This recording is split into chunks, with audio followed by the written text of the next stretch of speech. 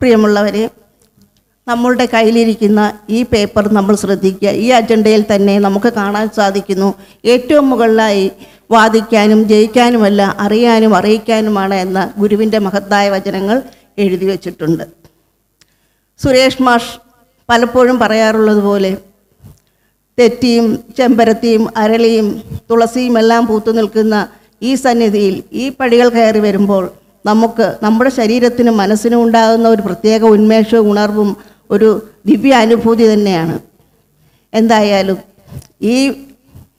ഈ അവസരത്തിൽ ഇവിടെ നിന്ന് ഗുരുവിനെ പറ്റി എന്തെങ്കിലും 2 വാക്കുകൾ പറയുന്നത് ഒരു മഹാപുണ്യമായി കരുതുന്നു. ആ മഹാഭാഗ്യം ഇന്ന് കിട്ടിയിരിക്കുന്നത് നമ്മളുടെ സ്വന്തം ശ്രീനാരായണ കൾച്ചറൽ സൊസൈറ്റിയിലെ പൂജാരിയും എല്ലാവരുടെയും മുൻപിൽ വളരെയധികം സ്നേഹത്തോടെ പെരുമാറുകയും ചെയ്യുന്ന തൃശ്ശൂർ സ്വദേശിയായ ഷാജു പൊയ്യാരയാണ്. ഒരു നല്ല കയ്യടി ഷാജു പൊയ്യാരയ്ക്ക് കൊടുക്കാം. തൃശ്ശൂർ സ്വദേശിയാണ് അദ്ദേഹം. 2 കുട്ടികളും ഭാര്യയും അടങ്ങുന്നതാണ് കുടുംബം. അദ്ദേഹത്തെ സ്നേഹപൂർവ്വം ഗുരുവിചിന്ത അവതരിപ്പിക്കുന്നതിനായി ക്ഷണിച്ചുകൊള്ളുന്നു.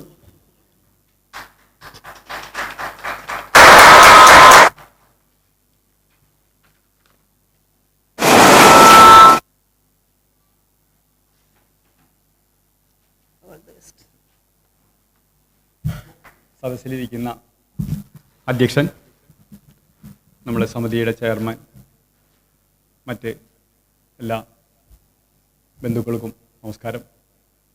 ആദ്യമായിട്ടാണ് ഞാനിങ്ങനെ ഒരു വേദിയിൽ ഒരു പ്രഭാഷണം, അല്ലാതെ ഒരു ചെറിയൊരു ചിന്ത പോലും സമർപ്പിക്കാൻ. അല്ലാതെ നമ്മൾ അമ്പലത്തിലൊക്കെ ആകുമ്പോൾ നമ്മൾ അതിനെക്കുറിച്ച് പറയുമെങ്കിലും അതേപോലെ മെഡിറ്റേഷൻ ക്ലാസ്സുകളോ അങ്ങനെ ചെയ്യുന്നെങ്കിലും ഏതെങ്കിലും ഒരു വിഷയത്തെ സംബന്ധിച്ച് ഒരു ചെറിയ രൂപം അവതരിപ്പിക്കാൻ വേണ്ടിയിട്ട് ഒരു അവസരം ലഭിക്കുന്നത്. ആ അവസരം കൈവന്നതിന് നമ്മളെ സ്പീക്കേഴ്സ് ഫോറത്തിലെ എല്ലാ മാന്യാംഗങ്ങളോടും നന്ദി പറയുന്നു.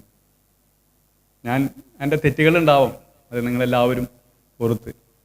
ആ വിഷയത്തെ എങ്ങനെ കൊണ്ടുപോകണമെന്ന് എനിക്കറിയില്ല. ഗുരു എന്താണോ എനിക്ക് കാണിച്ചു തരുന്നത് അதைയും പറയാൻ ഉദ്ദേശിക്കുന്നു. അത്രേ ഉള്ളൂ.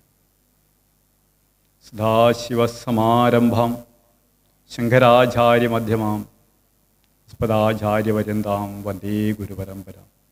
ഓം ശ്രീ ഗുരുഭ്യോ നമഃ. ശ്രീനാരായണ ഗുരുരാദ്യം ശിവലിംഗാചാര്യ മധ്യമാം ബോധാനന്ദപര്യന്താം വന്ദേ ഗുരുപരമ്പര. എപ്പോഴും ഏതു ഗുരുക്കന്മാരും ഭാരതത്തിലായാലും ലോകത്തിലായാലും ഒരു സുപ്രഭാതത്തിൽ പൊട്ടിവരുന്നതല്ല. നിരന്തരമായ തപസ്സിലൂടെ ആത്മചൈതന്യത്തെ, അവരിലുള്ള പഞ്ചഭൂതങ്ങളായുള്ള ശക്തി കേന്ദ്രങ്ങളെ ഉണർത്തി അതിനെ നമ്മൾ ആകാശത്തിലേക്ക് ഉയരുമ്പോഴാണ് ഗുരുവായി വരുന്നത്. നമുക്കറിയാം, ഗുരുവിനെ കുറിച്ച് പറയുമ്പോൾ ഒരു ചെമ്പന്തിയിൽ വന്ന് പിറന്ന നാരായണൻ ഒരു സുപ്രഭാതത്തിൽ ഈ ലോകം മുഴുവൻ അറിയുന്ന ശ്രീനാരായണ ഗുരുദേവനായിട്ട് തീർന്നതല്ല.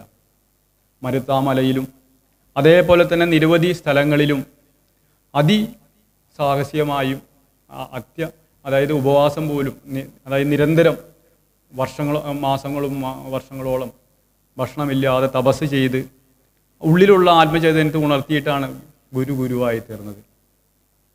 നമുക്കറിയാം, നമ്മളുടെ ശരീരത്തിൽ തന്നെ നമ്മൾക്ക് പഞ്ചഭൂതങ്ങൾ സ്ഥിതി ചെയ്യുന്നതായുള്ള കേന്ദ്രങ്ങളുണ്ട്. നമ്മളെ മൂലാധാരം എന്ന് പറയും. അതായത് നമ്മളെ ഏറ്റവും അടിഭാഗത്ത് 4 ദളങ്ങളോട് കൂടിയിട്ട് ചുവപ്പ് നിറത്തിലുള്ള ഒരു ദളമുണ്ട്. പിന്നെ അതേപോലെ തന്നെ അതിൻ്റെ തൊട്ടുമുകളിലായിട്ട് 6 ദളങ്ങളോടുകൂടിയിട്ട് ചുവപ്പിലുള്ള സ്വാധിഷ്ഠാനമുണ്ട്. അതേപോലെ തന്നെ വയറിൻ്റെ, അതായത് പൊക്കിളിനും തൊട്ടുമുകളിൽ മണിപൂരകം എന്ന് പറയും, അഗ്നിയുടെ കേന്ദ്രമാണ്. അവിടെ നിന്ന് പോയിട്ട് നമ്മളെ ഹൃദയത്തിലാണ് നമ്മളെല്ലാ സ്നേഹവും നില. ആ ചക്രം തുറന്നാൽ മാത്രമാണ് പറയാറുണ്ട്. അതിൽ നമ്മൾ പച്ച കളറാണ് അതിൽ. ആ ഹൃദയം തുറക്കുമ്പോഴാണ് സ്നേഹത്തിൻ്റേതായിട്ടുള്ള അത് കൈവരുന്നത്. അതിന് തൊട്ടുമുകളിലായിട്ട് വിശുദ്ധി എന്ന് പറയും നമ്മളെ കഴുത്ത്. ഈ ഹൃദയം തുറന്ന് നമുക്ക് മറ്റുള്ളവരോട് സംവദിക്കാൻ സ്നേഹത്തോടായാലെങ്കിലും ഈ വിശുദ്ധി ചക്രം ആക്റ്റീവ് ആവണം. അപ്പോൾ ഒരു അവതാരം ജന്മമെടുത്തു കഴിഞ്ഞാൽ ഈ സാധാരണ ഗൃഹസ്ഥ നമ്മളിവിടുത്തെ വ്യവഹാര ലോകത്ത് എങ്ങനെയാണോ ജീവിക്കേണ്ടത് അതേപോലെ ജീവിച്ച് മുന്നോട്ട് പോയാൽ മാത്രമാണ് സാധാരണക്കാർക്ക് ആ ജീവിതത്തെക്കുറിച്ച് മനസ്സിലാക്കാൻ സാധിക്കുള്ളൂ. ഗുരുവിൻ്റെ ജീവിതത്തിലും നമുക്ക് കാണാൻ സാധിക്കും സാധാരണ എല്ലാ കാര്യങ്ങളും. പിന്നെ തപസ്സിലൂടെയാണ് ഗുരു ഉണർന്നു വന്നത്. അതിന് തൊട്ട് മുകളിലായിട്ട് നമുക്കറിയാം ആജ്ഞാചക്രം 2 ദളങ്ങളോട് കൂടിയിട്ട്. ആ ആജ്ഞ ഓട്ടോമാറ്റിക്കായിട്ട് ഇതെല്ലാം ചക്രങ്ങൾ, ഈ പഞ്ചഭൂതം, ഈ 5 അതായത് നമ്മളെ ഭൂതങ്ങളും ഉണർന്നു വരുമ്പോൾ ഈ ആജ്ഞ വർക്ക് ചെയ്തു തുടങ്ങും. അപ്പോൾ അവർക്ക് ആ ദീർഘദൃഷ്ടിയും അതേപോലെ തന്നെ മറ്റു കാര്യങ്ങൾ മനസ്സിലാക്കാനും ഉള്ള കഴിവ് വന്നു ചേരും. ഈ എല്ലാ കഴിവും വന്നു ചേരുന്ന സമയത്ത് എവിടെയാണോ ഗുരു, നമ്മൾ ഓരോരുത്തരും ഗുരുവുണ്ട്. അതാണ് ഗുരുദേവൻ കാണിച്ചത്. ഗുരുദേവൻ നമുക്കറിയാം ശാരദാ പ്രതിഷ്ഠ നടത്തിയ സമയത്ത് അവിടെ മന്ത്രങ്ങൾ ഉപദേശിച്ചില്ല. പകരം ഓരോ വ്യക്തിക്കും എങ്ങനെയാണോ നമ്മൾ മനസ്സിലാക്കേണ്ടത്, തന്നിലുള്ള ശക്തി തിരിച്ചറിഞ്ഞ് മനസ്സിലാക്കിക്കൊണ്ട് സ്വയം ഗുരുവായി തീർന്നിട്ട് നമ്മൾ തീരണം എന്നുള്ള ഇതിലാണ് ഗുരു കാണിച്ച് നമുക്ക് കാണാൻ സാധിക്കുക. അതുകൊണ്ടാണ് മന്ത്രങ്ങൾ ഉപദേശിക്കാതെ ഇരുന്നത്. അതേപോലെ നമുക്കറിയാം നമ്മുടെ കുട്ടികൾക്കായാലും, അതായത് ഏറ്റവും ഉപനിഷത്ത് വാക്യങ്ങളും എല്ലാം കൂടിച്ചേർന്നുള്ള ആ ഒരു എന്താ പറയുക ചൈതന്യം ഉൾക്കൊള്ളുന്നതായിട്ടുള്ളൊരു മഹാമന്ത്രം നമുക്കറിയാം എല്ലാവർക്കും, അതായത് ദേശങ്ങളോ ഭാഷകളോ മതങ്ങളോ അതിനപ്പുറത്തേക്കും നിൽക്കുന്നതായിട്ടുള്ള ദൈവദശകം നമുക്ക് തന്നു.